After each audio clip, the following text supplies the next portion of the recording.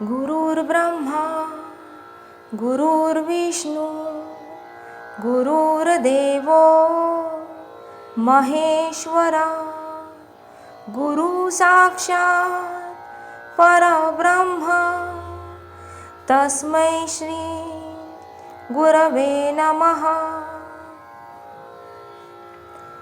गुरुदेव दुनिया का सबसे मीठा शब्द। जितना भगवान का नाम मीठा है उससे कई ज़्यादा मिठास गुरु शब्द में है। यही मीठा शब्द हमारे जीवन में अज्ञान का अंधेरा दूर करके ज्ञान की पावन मिठास फैलाता है।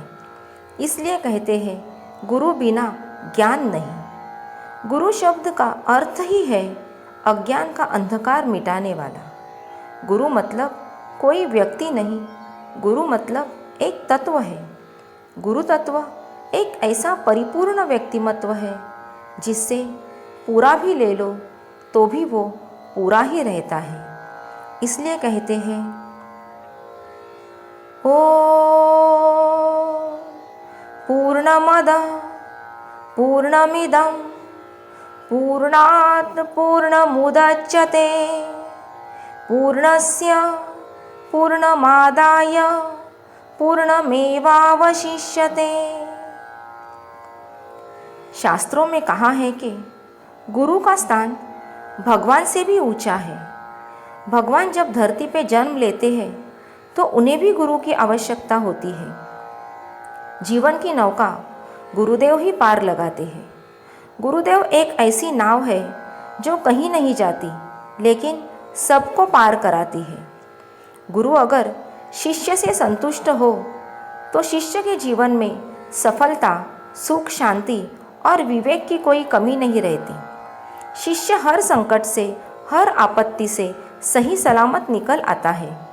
लेकिन अगर शिष्य के अविवेक से गुरु रुष्ट हो गए तो शिष्य से भगवान भी मुंह फेर लेते हैं। इष्ट आराध्य भी कृपा करना बंद कर देते हैं।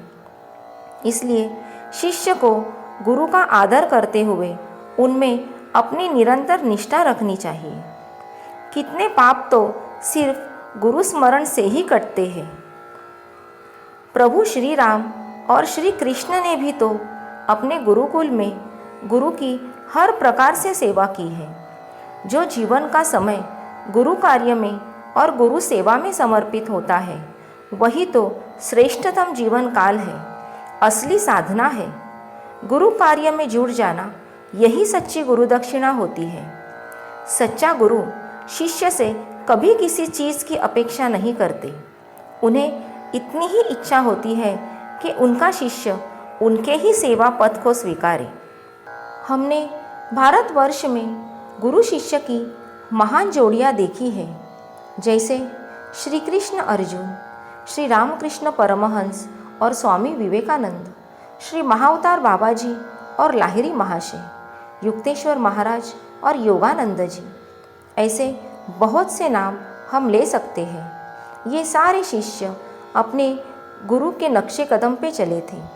ऐसा कहते हैं कि शिष्य वही होता है जिसे वही दिखता है जो गुरु दिखाते हैं, वो वही बोलता है जो गुरु बुलवाते हैं। गुरु की पीड़ा जिसके शोक का कारण बनती है और गुरु की इच्छा जिसके जीवन का उद्देश्य होती है।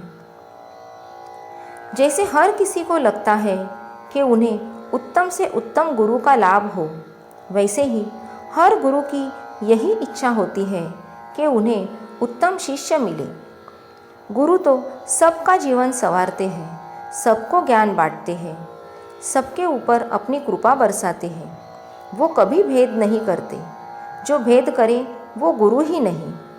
गुरु जितना प्रेम करते हैं उतना ही गलती पे डांटते हैं, क्योंकि उन्हें एक उत्तम व्यक्तिमत्व बनाना होता है।